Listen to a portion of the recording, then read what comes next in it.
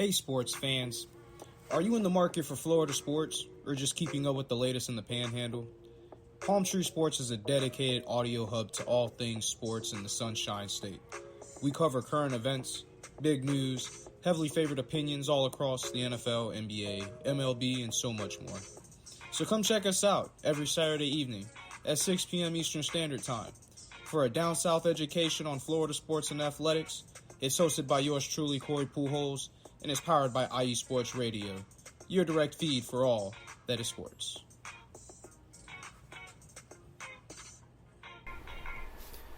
Hello and good afternoon, good evening, depending on where you're listening from, guys. My name is Corey Pujols, and welcome to Palm Tree Sports Radio. We're going to talk about everything going on in Palm Tree Sports Radio. But first and foremost, it is brought to you and powered by IE Sports Radio, your direct feed for all that is sports. As I said earlier, guys, welcome. I'm glad to have you here on this Saturday afternoon. Quite a few things to talk about right now in the world of football. We also got a little bit of baseball to talk about, and also we got a fight card tonight. We're going to touch on that for a second. Like I said, a lot going on in football right now. Can't wait to get into it. But first and foremost, I want to take the time to send a shout out to the place that I do community service at. It's a place called Liberty Manor here in Tampa, Florida. It's a place that houses veterans, and I just want to say thank you guys for allowing me to come over there and do what I do there. And for anybody, who is a vet, reach out to the VA, of course. And if you've already done that, then, in the Tampa Bay location, I'm sure you guys know of Liberty Manor. Just showing some love to those guys. We'll be seeing you again next week, guys. But what we're going to talk about today in the NFL, we're going to start off with Tampa Bay, of course, as we normally do. There's going to be a few more metrics we're going to talk about versus just talking about the game that was played the week before and the game coming up. I really want to dig into some information about Baker Mayfield being the starting quarterback for Tampa Bay. There are a lot of people who thought that this team wasn't going to play well, and not only wouldn't play well, be a bottom 5 team this year. Well, through 2 games, I think we've been able to show, not just defensively, but also offensively, specifically last week, that we are able to score points and we are able to play good defense. We're able to do all the things that we're trying to do to be successful, and that it's working. So here's my belief system. Baker Mayfield and Dave Canellis are absolutely phenomenal together, okay?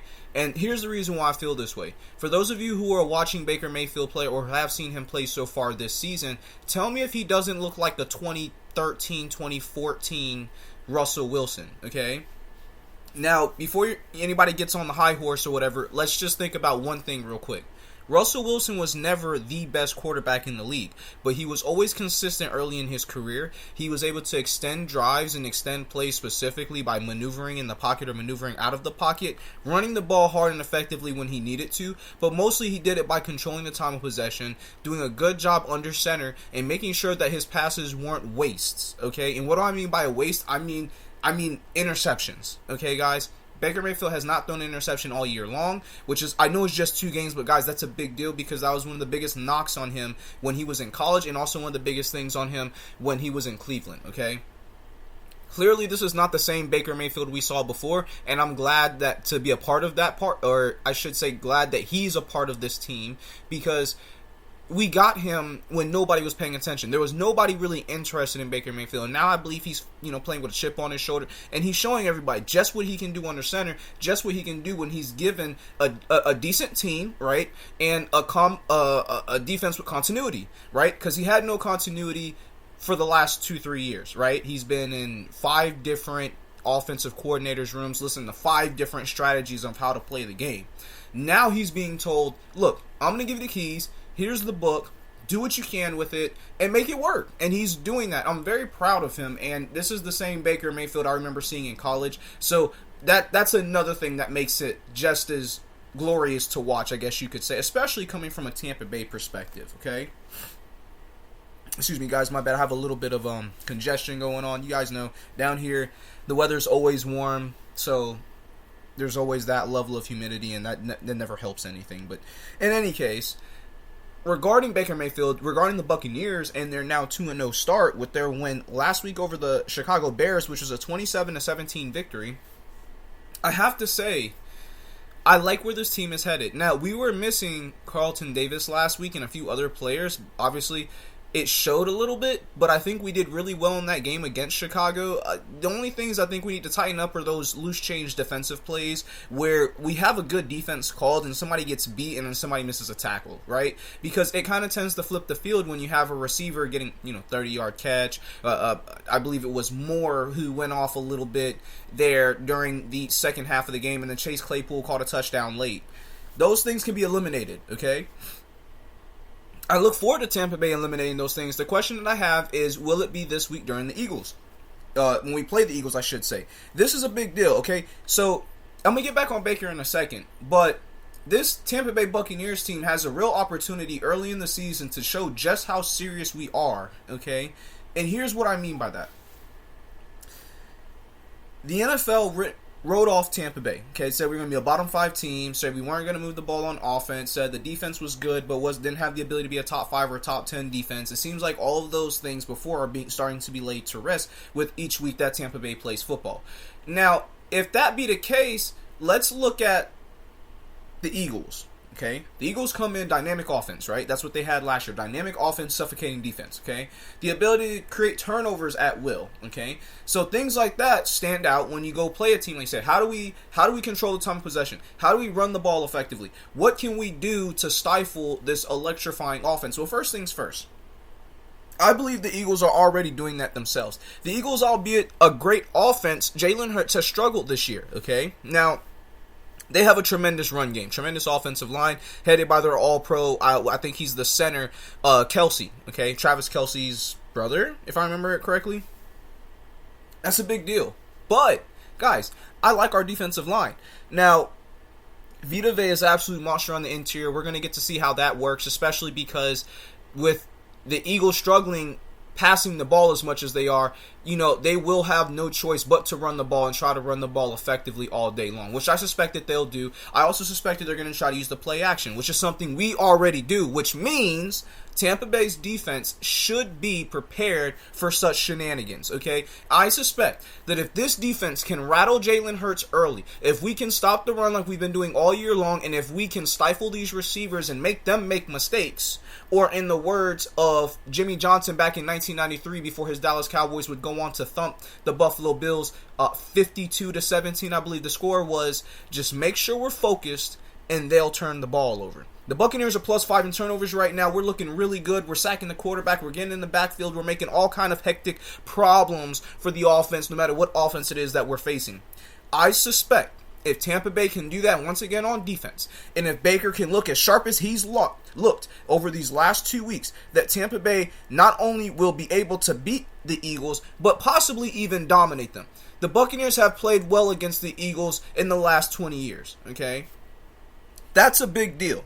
All right, Buccaneers, Eagles, that game's tomorrow, or not tomorrow, my bad, Monday, September 25th, 7:15 p.m. if you guys want to check that game, okay? It's a battle of two undefeateds, Monday night primetime football, first of a doubleheader, but we're here in Tampa, Florida, so we're going to talk about Tampa, right? Now, Baker Mayfield's numbers so far this season are nothing short of, substantial, okay? This guy has gone 47 of 68, 490 yards, 3 touchdowns, no interceptions, and a QBR well over 100. Guys, if you're sleeping on Baker right now, I would advise you to wake up. Because Baker is baking, and I mean he is baking like a cat making biscuits, okay? This is a big deal, all right? If Tampa Bay can win this game, better yet, if Tampa can win this game and go on to New Orleans and beat New Orleans, there will be no shadow of a doubt that Tampa Bay is for real this year. And this is a doable thing. I know you're looking and saying, you're 2-0, but you've played nobody. First off, Minnesota's a good team, and don't let nobody sell you short on it. Right now, they're just beating themselves. If they catch fire like they did last year, you won't be saying the same thing. Chicago just lacks an offensive line. Justin Fields is not a bad quarterback, okay? He needs a little better coaching, but more importantly, he needs an offensive line. He needs to be able to sit in the pocket and not think, hey, yo, I'm about to get hit. Like, could you imagine if if Justin Fields could just sit back and play quarterback for a change instead of sit back and try to be Superman? See, Justin Fields reminds me of Cam Newton when Cam was trying to do too much. But look what happened when Cam had a solid offensive line and he was able to just kind of do his thing. He dang near carried the Carolina Panthers to a Super Bowl. Now, yeah, did they lose? But it is what it is. The point still remains that it's been done, and it can be done again. So, Justin, you need some help, brother. But, that's all I can really say when it comes to that. Tampa Bay, on the other hand, like I said, playing lights out. Being the Eagles, like I mentioned before, we got to stay focused. Make sure we don't we stay focused, they'll turn the ball over. Obviously, we need to protect the football. That's been the motto all year. However, there are other things we're going to have to do to beat a team like the Eagles. I mentioned earlier controlling time of possession, okay? Now, that's a big deal, but I'm going to go into detail real quick about that. What I mean when I say control time of possession is don't fight the battle, fight the war, okay? Now, maybe that doesn't make a whole lot of sense, but allow me to explain it. Every drive, offensively and defensively, is a battle. Okay, you're gonna win and lose battles in a game against a team that's 2-0, like the Eagles, who performed as well as they did last year and still seem to be holding on to that success. You're gonna have to think long term. You're gonna have to think when the right time is to take a chance and when the time is to maybe make a chess move instead. Right? That's what I mean when I say fight the battle or fight the war, but don't fight the battle. Okay, we're already going to have to fight the battle. That's inevitable. But if we can continue to think long term and make sure that we're always keeping an eye on that time of possession, making sure that the Eagles have limited times to touch the ball, and when they do, that our defense is fresh, okay, and that they're able to get on the field, not be tired, right? Like this is some college pickup game, right? That's going to be key in defeating the Eagles. And, of course, run the ball. If we run the ball and stop the run, we win the game. It's that simple. It's really that simple. Yes, it's a chess move, of course, but I'm pretty sure you guys understand the concept behind that, right? When your pawns can do the work for you, that's an easy game. Agreed? Okay? That's an easy game. So that's what we're looking for. Last up for Tampa Bay is going to be the injury report. Calijah Kancey and SirVocea Dennis are both out. Calijah Kancey is inside defensive line. He played the first 11 snaps of the season. He hasn't played since. So here's hoping that this week off will help get him back in shape, because we will need him against the Saints, okay? Mr. SirVocea Dennis, both of these guys are rookies, by the way. Drafted rookies by us, okay? He's outside linebacker. He's going to be out of this game as well. I believe he'll be back, though, against the Saints. He's just going to need a little extra time to get himself acclimated. Once that's done, he'll be good to go.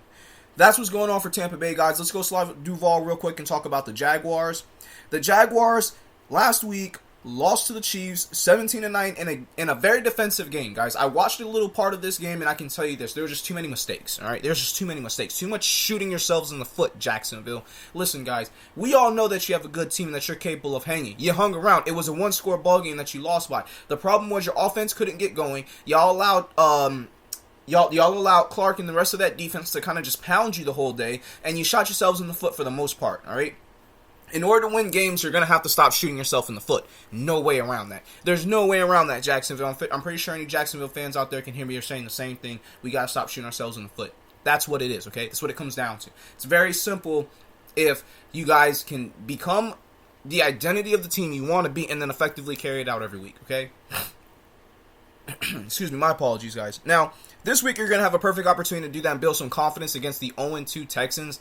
The Texans, by far, are one of the worst teams in the league. There's no doubt about it. Of course, they have a rookie in that quarter, and they're still missing quite a lot of pieces on offense and on defense. However, this is a team that in 2 years or so, we may be saying, wow, this is a gifted team. Wow, this team is winning games. Wow, this team might make the playoffs. So, now's the time to get your wins, Jags, while you can, because there's no guarantee that the Texans are going to stay bad forever. As a matter of fact, I don't believe that they will. They went out and drafted a really good quarterback. That's the centerpiece to creating any good team. And then once you've done that, you get people who want to play with those players. And then before you know it, you have a team that's competing for a playoff spot and possibly even a Super Bowl. Do I see the Texans winning a Super Bowl anytime soon? No, of course not. But that doesn't mean sleep on this team. Jacksonville, go out there, superimpose your will, do the things you want to do, get better at the things that you want to do, okay? So that way it becomes easier. The reps are in, right? And then before you know it, now you're playing the football you should be playing. You're running the ball with ETN properly. Trevor Lawrence is just cooking off the play action like he likes to do, okay? This is what the team is offensively. Defensively, you're big inside. You want to stop the run. You want to go to third down and take away options. You want to play essentially a Tampa 2 variant that Tampa created back in the day. But in order to do it, you actually got to do it, guys. There's no way around that. You actually got to do it. Now then, for the injury report for the Jacksonville Jaguars. Wide receiver Zay Jones is out, along with safety Antonio Johnson is out as well. So those are the two outs. There are a lot of questionables, but I don't like to really, live in the questionable area, especially because, these things can change. Now then, that game is going to be played tomorrow at 1 p.m. If you're looking for something to watch earlier in the day, because obviously the Buccaneers game is not going to be until Monday, so if you want to watch some Florida football tomorrow early, you got the Jacksonville game. That's not the only game for you to look out for. Of course, the Miami Dolphins are going to be playing also at 1 o'clock tomorrow. I'm going to talk about that in a second. But it's very important that the Jacksonville Jaguars go out there and they play their game. All right, they got to run the ball effectively. They got to stop the run on defense. Once they do those two things, everything else will start to just fall into place for them, okay? This team is built very well. They have a lot of skill in skilled positions. Now they just have to play good football, okay? We'll see what happens, in the meantime, between time, but that's what they got to do to be successful. It's very simple there. Let's go ahead and move on over to the Miami Dolphins, okay? The Miami Dolphins, looking like Tampa Bay Buccaneers, are doing very good right now. They're basically playing the game of football the way they want to play it, which is how you're going to be effective in the game. The same thing, tried and true for all three different teams, all right? In this case, the Finns just played the Patriots. They won that game by a score of 24-17 last week. Of course, they did it against Bill Belichick. Bill Belichick's never going to be an easy coach to beat. I believe I said the score is probably going to be a one-touchdown ball game, so I'm not surprised that it was there. I think I said there was going to be a little bit more points on the board just due to how high-flying the Dolphins' offense is, but it's not. It's 24-17 victory, touchdown victory, so it's better than nothing. But they got the dub inside their own division. That's what makes it big, okay? Their next game tomorrow against the Broncos, the 0-2 Broncos. This is a gimme, okay? The Broncos look terrible, all right? I'm not sure what the issue is. I believe Russell Wilson's time is pretty much up here. It's looking like he's going to have no choice but to go ahead and retire. Maybe find a backup job somewhere, but I'm going to be 100% honest with you. If this team continues to play the way that's playing now, Russell Wilson will basically either be a backup or he'll be retiring after this season. He is essentially becoming an old man. It's been a decade now since he won a Super Bowl, so that doesn't really surprise me any, but at the same time, it does surprise me due to the fact that the guy was a very talented in his heyday quarterback, okay? Now, I don't know. I don't like to draw skepticism, and maybe he's kind of turning into a family man. He's focused on being a father now. If that's more his priority than actually playing the game, I can understand that. But the Broncos are not going to sit there and they're not going to stand for it. I know because I remember the way they treated Tim Tebow, and then look at Peyton, who came back and he was good for a few years, and it was time for him to retire, all right? So Russell Wilson not playing good football right now, very subjected to pressure, a lot slower, a lot less poise in the pocket than he's been in recent years. I think the Finns have the opportunity to jump on top of him and maul him pretty much early. I wouldn't be surprised if the score of this ball game is 17-zip by the end of the first quarter. This is not hate on the Broncos. This is just because of how high-flying this offense is. This is an offense, however, that will be missing Jalen Waddle in this game as he is out due to concussion protocol. He will not be playing tomorrow against the Broncos. So that does help the Broncos a little bit, but Tyreek Hill is still playing, and they still have a stable back there of wide receivers and running backs who are going to be able to get on the ball and do what they have to do. Tua Tagovailoa probably going to be near perfect, somewhere around 34 or 41, something like that, probably for a good 350 against the Broncos. This is an offense that likes to spread it out and create one-on-one situations, and Tua is phenomenal at finding him. He was phenomenal at Alabama at finding him, and I believe he's phenomenal still now at doing it. I just think that last week he did play a division rival, Bill Belichick, probably the greatest coach to ever play the game, or coach the game, I should say. So when you take all those into consideration, you can see how it was a rough game, and they still came out with a dub. I suspect they'll do the same thing here. Let's do some scores. Let's do some scores, huh? Buccaneers, Eagles. Okay, I lied. I'm not going to do a score. Buccaneers, Eagles is a toss-up. I'm not really sure what's going to happen here. I suspect that if the Eagles win, it's a 10-point game. I suspect that if the 10-point game. Am I thinking 10-point game? It depends. They have a lot of questionables over there in Philadelphia right now. The team is not 100% healthy. I'm going to go. I'm not going to give a score. I say if the Philadelphia Eagles win, it's a 10, 13-point game. I feel like if the Buccaneers win, it's probably going to be less than that. It's probably going to be like a 4-point game or something like that. But I wouldn't be surprised to see either of these teams pull it out. I don't think that either of these teams are going to run away from the other, especially as the game gets sweatier. And the Eagles historically do not play their best football when they come down to Florida. So that's something to look out for, guys. For the second game, the Jags versus the Texans, I'm going to go ahead and just say it. I'm going to rock with I'm going to say 34-10, 34-13 ball game, I'm going to say. I don't see the Texans putting up a lot of points against this defense, and I also suspect that because the Jags will run the ball very effectively, that they will control time of possession. I think there'll be a couple of passing touchdowns for Trevor Lawrence as long as he doesn't turn the ball over. I think all the other touchdowns happen on the ground. And I also think that they control time of possession by a 2-to-1 ratio, so I wouldn't be surprised if this game is a landslide. Fins and Broncos. As I said before, this game has the potential to be the biggest blowout of the weekend. I wouldn't be surprised if the Fins put up 40 points against the Broncos. It doesn't really matter how good the Broncos defense is because they're going to be on the field for a long time. In the second half, Tua tends to come alive, and he's been that way since college. So I wouldn't be surprised if this is the type of game that we see. I'm going to go Fins 42, Broncos 17. And I'm giving them 17 because Russell Wilson is still Russell Wilson, right? Like, he can still do stuff. So, until that remains to be the fact, which it definitely is approaching that way, I'm going to give them an opportunity every time they play the game. Let's go ahead and get our first break of the evening, guys. Once we get back, we're going to talk about what's going on in college football, as I am actually watching Colorado get thumped by Oregon right now. Why I'm still watching the game, I'm sure I don't know. But we'll get into all the things, all Florida, all their games for today, and then coming up next week as well. And then after that, we'll talk about what's going on in the MLB, and I'll wrap it up with what to watch for tonight during fight night. Thank you guys for having it locked here at Palm Tree Sports. My name is Corey Pujols. I'm your host, and as always, this is brought to you and powered by IU Sports Radio, your direct feed for all that is sports. Damn! Green team! Set! Hey!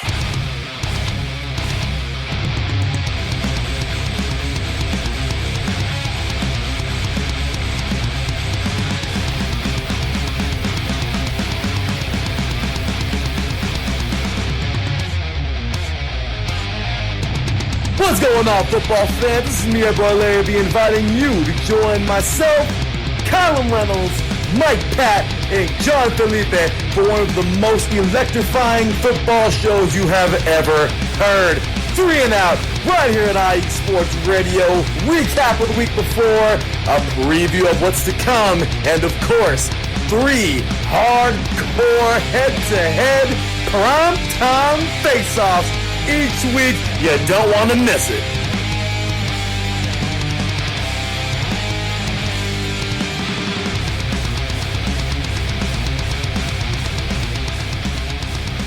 Yes, you gotta love it here at IU Sports Radio, your direct feed for all that is sports. Guys, welcome back. Let's get into some college football and let's get into what's going on there. As always, my name is Corey Pujols. I'm your host, and it is brought to you powered by IU Sports Radio, your direct feed for all that is sports.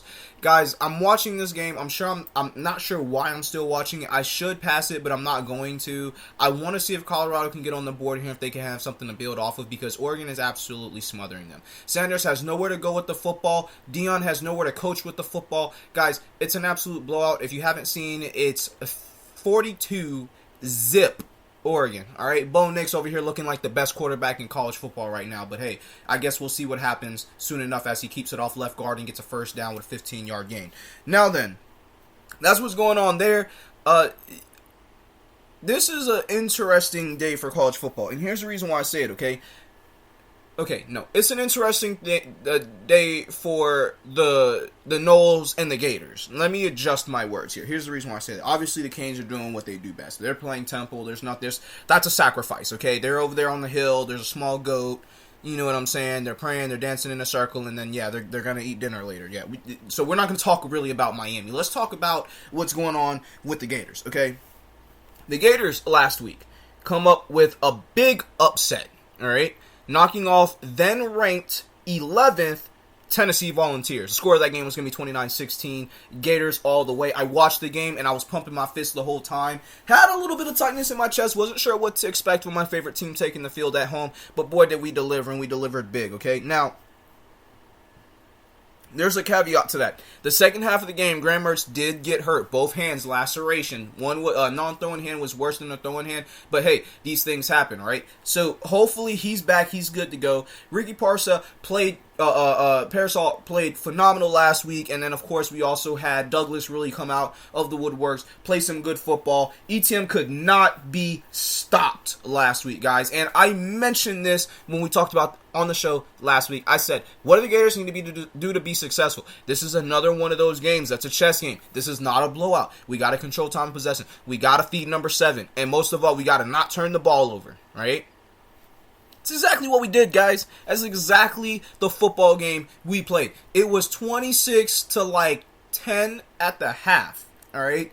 We were feeling ourselves. Very proud of the way that we performed in that game last week. Second half, need to tighten up on some stuff. Defense, keep doing what you're doing. You played phenomenal football against those Tennessee Titans, forcing turnovers, getting sacks, just absolutely disrupting and aggravating Tennessee all night long. A team that thought was going to come in here and just handle things. Joe Milton was on social media quoting saying that he doesn't lose to Florida. Well, guess what? He lost this time, okay? Good job, Gators. Way to play.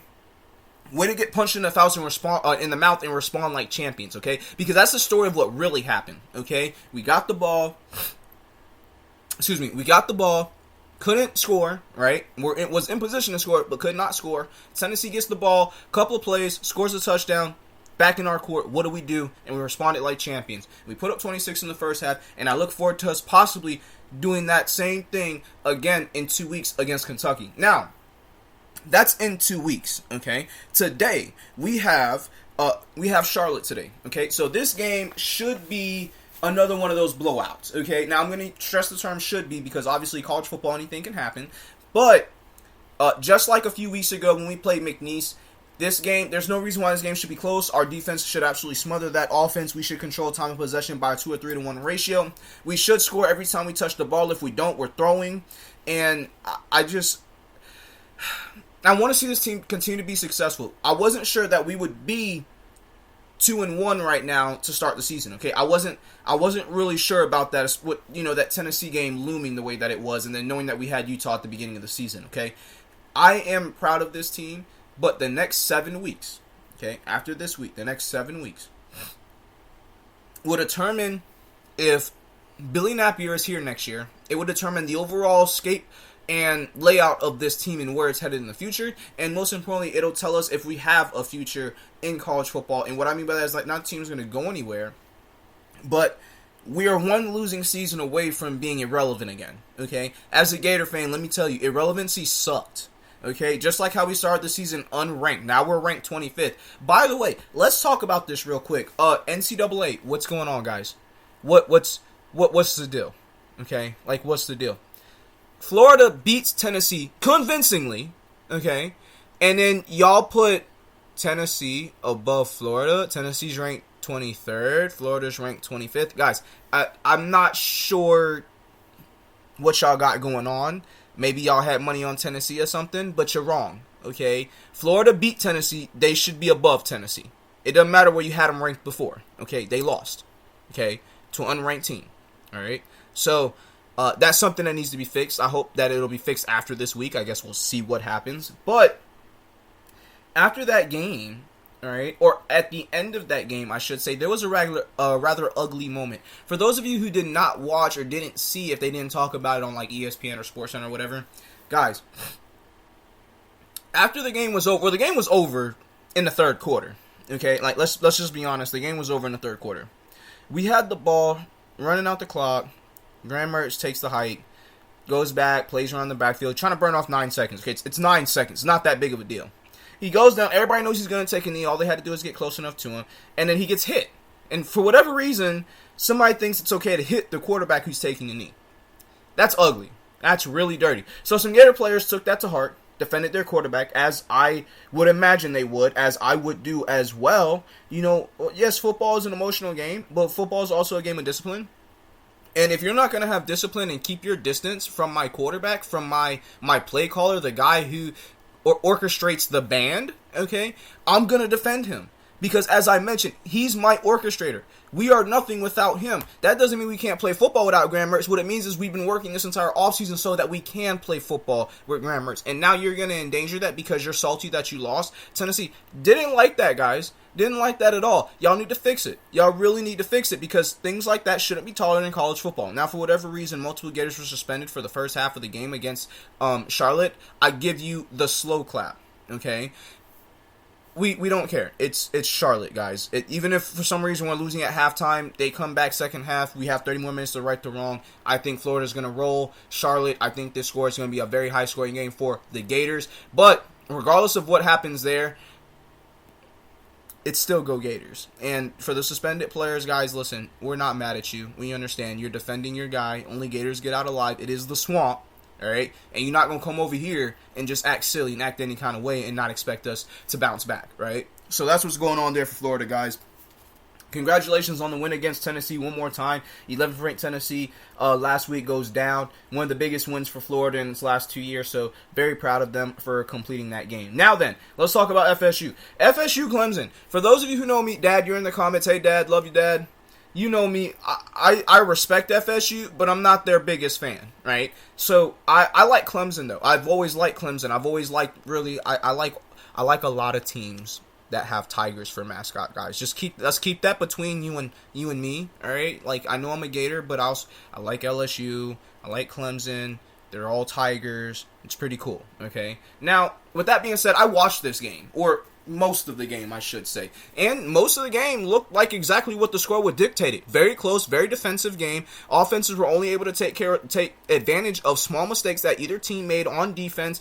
FSU looks more beatable every week, guys. This is the one thing that I have to say about them, and the reason why is because they're ranked 4th nationally after that destruction of LSU. LSU is quietly putting their team back together and playing sound football. FSU, on the other hand, is starting to show chips in the armor. Chinks in the armor, if you will.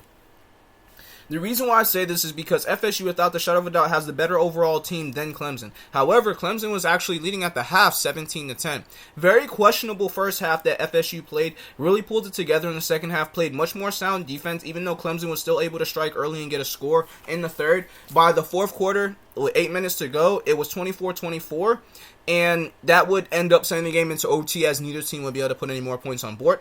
Clemson would miss the go-ahead field goal, which will ultimately have sealed the game for them. Unfortunately, in overtime, FSU has one of the SportsCenter top 10 plays of the day. If you haven't seen it, go check out that catch by the receiver. I can't remember what his name is, but he was number 4 for FSU. Absolutely Odell style snags the ball out of the air for a touchdown in OT. Clemson can't recoup. They lose the game 31-24 in OT.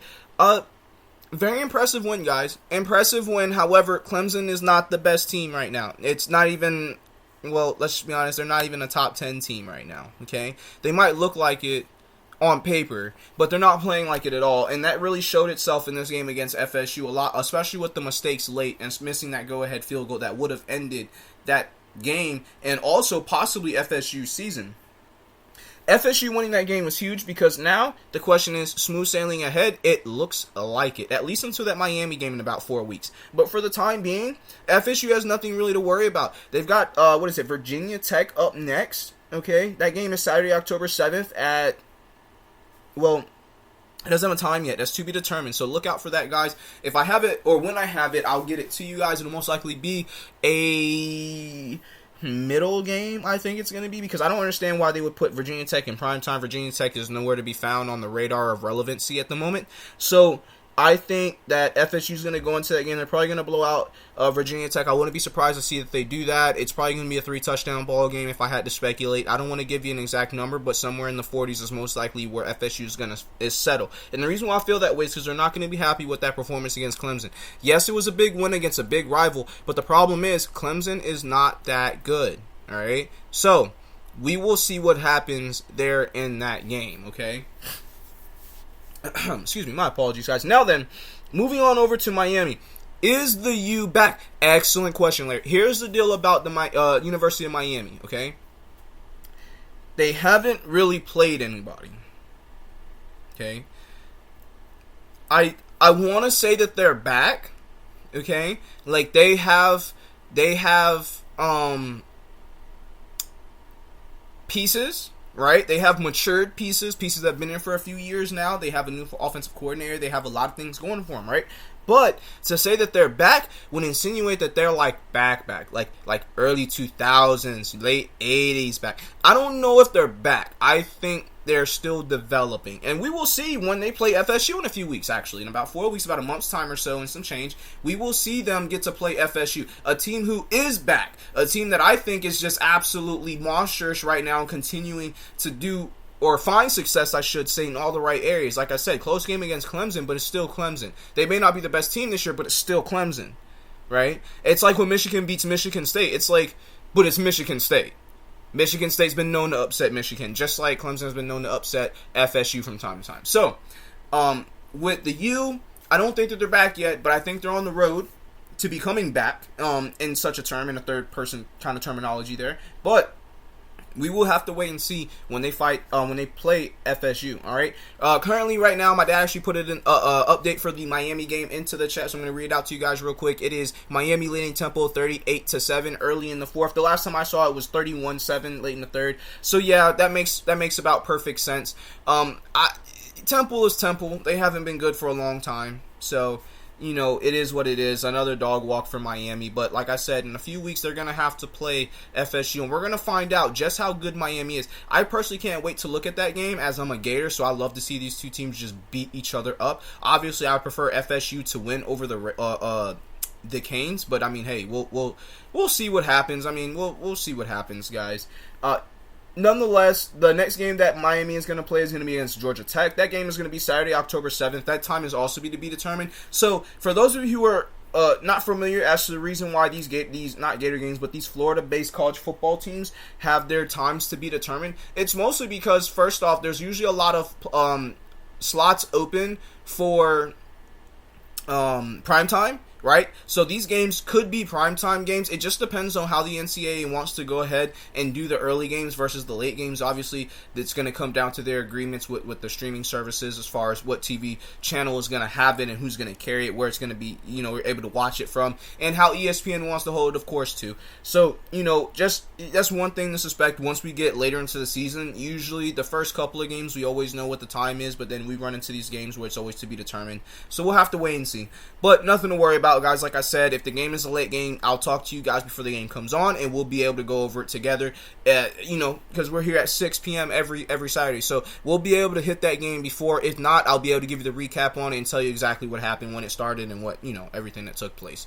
So that's the good, the bad, the ugly about it. But like I said, Georgia Tech next week, October 7th, get ready for it. Same thing with the FSU game. And then, of course, the Gators are playing tonight. I will talk about next week's game once that gets here. But, again, the Gators are playing Charlotte tonight. The game starts at 7. So if you're looking for some Florida football to watch, give it, what do we have, 23 minutes until Gator football. So, guys, get ready for it. It's going to be a great showcase for us. I think we're going to play a lot of good football. And, you know, aside from that, congratulations to FSU on beating Clemson. And congratulations on the Canes getting ready to shut out this game against Temple. Again, the score being 38-7 Canes. You know, like I said, this game's over. So let's get into our second and last break of the evening, guys. When we get back, we'll talk about what's going on in the Rays. For those of you who are not following the chat, my dad actually put the score up, so I'll go ahead and run that by you in a little bit, and then I'll tell you what's going on for Fight Night tonight in the UFC. Keep it locked here. My name is Corey Pujols. This is Palm Tree Sports Radio. It is brought to you and powered by IE Sports Radio, your direct feed for all that is sports.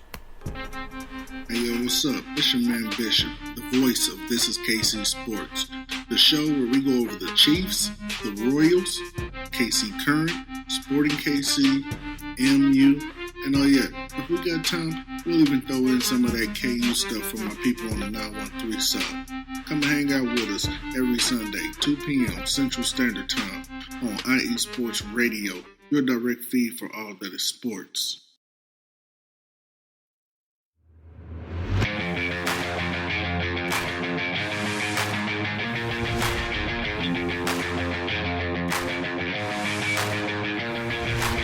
What's happening, sports fans? Are you a fan of Southern California sports? Are you looking for a show hotter than a hot summer day in California? Then look no further than the SoCal Supreme Sports Show, where I talk about all things Southern California sports. That's right, all sports teams from Southern California. From the hard-hitting tackles of the NFL, to the killer crossovers and big three-pointers of the NBA and WNBA, to the grand slams of the MLB, to the bone-chilling goals of the NHL, and to the booming kicks of the MLS, the SoCal Supreme Sports Show has it all for you. Oh, and let us not forget about the college sports as well. So join me, Taryn Rodriguez, every week here on IE Sports Radio, your direct feed for all that is sports.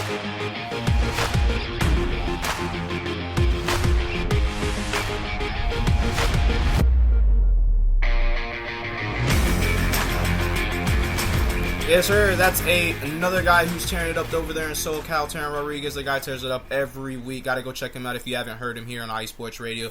But here we are on the other side of the United States. We're talking about all things Florida, guys, and that includes baseball. So welcome back as we dive into the MLB, and let's talk about the Rays. But first things first, my name is Corey Pujols. I am your host, and as always, it's brought to you and powered by iSports Radio, your direct feed for all that is sports, guys. Miami just scored again.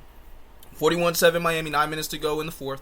And then, so we're going to talk about the Rays, right? So I'm going to go ahead and give you the latest update that we have, which would be Rays still up 5-4, top of the eighth.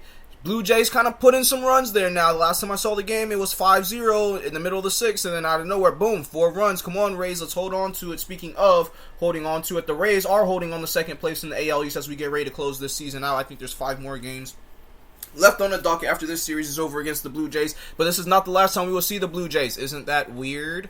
Speaking of weird, the Blue Jays are rocking an 86-68 record. And you want to say those numbers backwards twice in a row.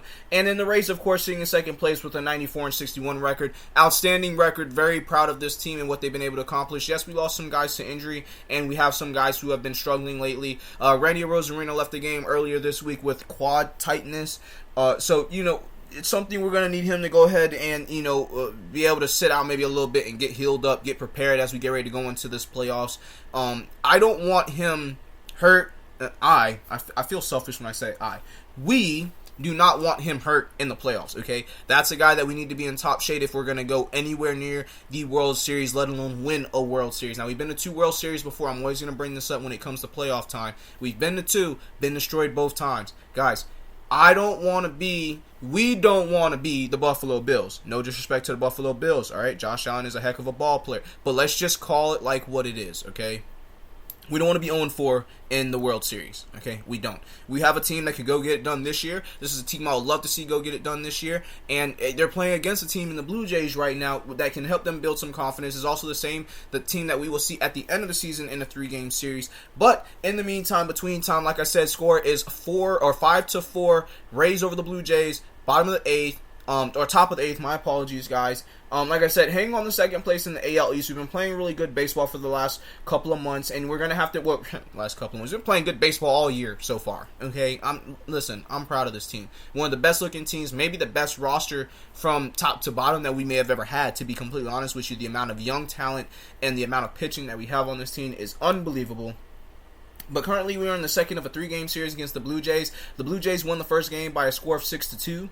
The last game, the third game, which is the last game, will be played tomorrow at 1:10 p.m. So look out for that, guys. If you're checking for something to watch at lunchtime, perfect timing. 1:10 p.m. Rays, Blue Jays, final game of 3-game series. After that, we go see the Red Sox. Tuesday, September 26th, 7:10 p.m. start time for that 2-game series. Let's go mop those White Sox, huh? Let's go turn them. Let's go turn them Brown Sox. No more Red Sox, Brown Sox. And let's go handle that team. Let's get a couple of wins. Let's push this 95. Closer to 100. Wins. I think if we win out, we get 100 wins on the season. So that's actually a big deal. So come on, Rays. Let's see if you guys can do that. That would be, I think, the first time in our history as a baseball team that we reached 100 wins too, if I'm not mistaken, in the regular season. That would be a hell of an achievement, guys. So come on, Rays. We believe in you. We love you. Keep doing what you're doing. The last series, as I mentioned before, is going to be against the Blue Jays. That's going to be a 3-game series before we enter this playoff bid. I don't really know what to expect, guys. Like I said, I'm hopeful. I'm passionate and have a lot of faith in this team. Like I said, this roster is one of my all-time favorite rosters assembled here in Tampa Bay as far as the Rays are concerned. And for those of you who did not know, also, by the way, minor news for you guys, big news for us in Tampa Bay, Rays are going to be getting a new stadium. Okay, now that stadium, I believe, is... I don't know if they said it was set to be finished by 2028 or set to start in 2028, but it was a $1.something billion investment, and with all the money that's in the city right now, we have it. Okay, let's just be honest. Ever since Tom came down here to play for Tampa Bay, this city's economy has gone through the roof. It's absolutely nuts. I mean, the cost of living is almost completely doubled, okay? And when I mean doubled, I mean like a 1-bedroom was $1,000 at the time. one bedrooms are averaging what, like 17 right now, guys? Like 17, like we're in New York or something. Like, it's ridiculous. It's absolutely unheard of. So, in any case, keep going, Rays. Love to see what you're doing. Love how you're playing. Excuse me. Keep playing hard. Keep playing fast. Keep playing to the ball. We're going to go into the playoffs, and we're going to start smashing people, okay? Or as Khabib Nurmagomedov would say, I'm going to smash your boy. Okay? That's what we're going to do. We're going to get in these playoffs. We're not going to be playing around. We're going to beeline right for the World Series. And this time, we're not taking any L's, guys. This time, we're going to win, okay? We have to. We need to, all right? Not for just as a ball club, but as a city, okay? This is the one team in Tampa Bay that doesn't have a ring, okay? Let alone 2 that the Buccaneers have, and then, 3 that the Lightning have, okay? Come on, Rays. Let's get on there, man. We're the city of champions. Let's act like it. Like I said, last series is going to be against the Blue Jays, though, so get ready for that. Like I said, if the Rays win out, they get to 100 wins for the first time in franchise history, if I'm not mistaken, and that would just be monumental for us. In the meantime, last game against the Blue Jays for this 3-game series tomorrow, 1:10 p.m. Check it out if you are looking for something to watch. If you're looking for something to watch tonight, though, okay, we actually got UFC Fight Night coming your way. A lot of young prospects to talk about. I really just want to shine a light on the main event just due to the fact that you're talking about a guy who's within the reach of title contention, and Rafael Fiziev. I always say his name wrong because it's such a unique name, but he's going to be fighting a fellow by the name of Mathieu Gamrot. So, this is going to be a very interesting striking contest for sure. Rafael is very noticeable for his strike. He's got 12-2 record. He's going to be fighting a guy with a 22-2 record, so that's going to be a 10-fight difference there. But both of these guys, if I'm not mistaken, are strikers. We're going to get to see them stand in the pocket and bang a lot. Rafael, his last fight was... Who did he fight? Was it Justin Gaethje? I think he fought Justin Gaethje in his last fight, okay? Now, obviously, that's one tough SOB right there, Justin Gaethje. That's a guy who, I'm good on. I wouldn't fight that guy. His leg kicks are like thunder, and when he punches people, they go to sleep. So, in that game, that fight went to a decision. So that should show you just how tough Rafael is.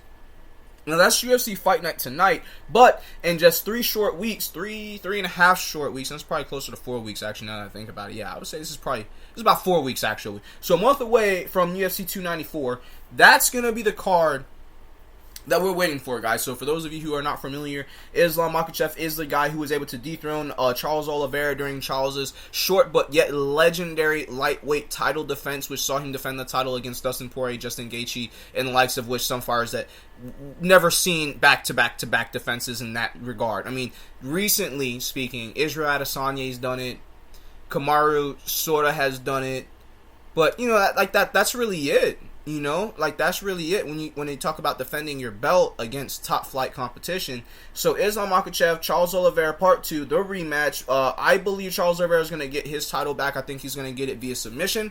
I think he's going to go in there and I wouldn't be surprised if he gets it by knockout. That's one of the things that I love about Charles Oliveira. For those of you who do not know, Charles Oliveira is a black belt in Brazilian Jiu-Jitsu. He has the most finishes in UFC history, and by God is one of the greatest fighters to ever live. I love Charles. His story is amazing. He became a different person after his children were born, and he is somebody that I look to model my life after, knowing that it's never over until it's over. And that's one thing that Charles continues to preach over and over and over again. He's a warrior, but he's also one of the classiest men. If you ever seen him fight, he's always classy. He's always respectful. He has no enemies. He's only competing against himself.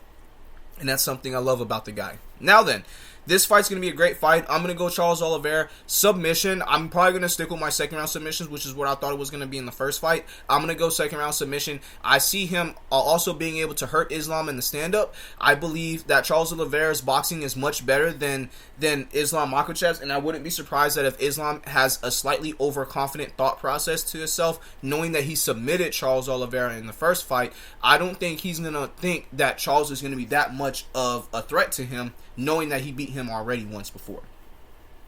The co-main event of that fight night is going to be also very good. Khamzat Chimaev is going to go one-on-one with Paulo Costa. That's going to be a middleweight bout. That's where he should be. He can't make weight for 170, so he should stay at 185. I think the reason why he hasn't been at 185 because he wants to maul people. I think he wants to weight cheat, which is what a lot of fighters do. But some fighters do it more respectfully than others. Hazmat, he's not a very respectable guy. I mean, he's respectable from his fight style, from the fact that he just mauls people like bears. But let's see what happens when he goes up against another bear. Paulo Costa is a thick 185er. As a matter of fact, I think he's a 205er in his free time, and he just makes 185 because he likes himself at that weight. I wouldn't be surprised if it's the same thing with Hazmat Chimaev. I'm going to go at Paulo Costa via knockout. I don't think Hazmat's really been hit hard, except for by Gilbert Burns. But when Gilbert Burns hit him, he just wasn't able to finish. Paulo Costa's a striker. Gilbert Burns is a submission artist. Okay? Also, they fought at 170. Okay? Paulo Costa's a big 185er. Okay, so this fight's going to be very interesting. I'm going to go Paulo Costa, like I said, by knockout. I think that even if Hazmat can get Paulo on the ground, that Paulo's just a physically intimidating and strong guy, that he'll be able to stand up, and he should be able to impose his will on the stand-up as well. Whether Hazmat is aggressive or not, that will determine the longevity of the fight. Of course, there is a way for Hazmat to win if he can take him down and keep him on the ground, but again, this isn't 170, this is 185. Get ready for that one, guys. It's going to be a lights-out show. I personally can't wait for that. That's going to be UFC 294. That'll be coming to by way of ESPN in a month's time, October 21st. Get ready for that. But tonight, Fight Not Rafael Matuze. I'm always gonna pronounce his name wrong because I'm not super great with names, guys. I apologize for that. But with that being said, if you're looking for something to watch tonight, that's what's on the docket. Also, Gator football, 10 minutes. Get ready for that. That's what I'm going to be watching. That's what I hope you're going to be watching. Go Gators. Wonderful day for college football indeed. Oregon finally laid Colorado to rest. And with that being said, now we can go ahead and move on to what's really going on here in the world, which would be Gator football. All right, guys. Rays, hopefully we can pull it out. 1 inning left to go. Still leading 5-4, so let's go. Blue Jays up 6-5, bottom of the 8th. Come on, Rays. We got to walk it off, guys. We got to walk it off. Actually, no, we don't have to walk it off. We need to score and score again, and then we need to close out on defense. That's what we need to do. Anyway, good luck, Rays. I'll be keeping up with that on ESPN. We'll talk more about it next week, same time, same place here at Palm Tree Sports Radio. My name is Corey Pools. I've been your host, and as always, I would like to remind you guys, spend time with your family, enjoy the weekend. You know, tomorrow's not promised to you. Take the time, get some rest, like I said, and get ready for this week upcoming. Monday's already going to bring new challenges, so let's be ready for that by enjoying the weekend and spending time with our loved ones, yeah? Shout out, Dad. I hope you're doing better. You know, hang in there, and I'll see you soon, Dad. To everybody else at IU Sports Radio family, thank you, guys. I appreciate you guys, and I look forward to being here same time, same place next week. And keep it locked here every week for every update coming out of Florida as far as any sport is concerned. We're covering it here. Thank you, guys. Have a wonderful week. I'll see you next time. Peace.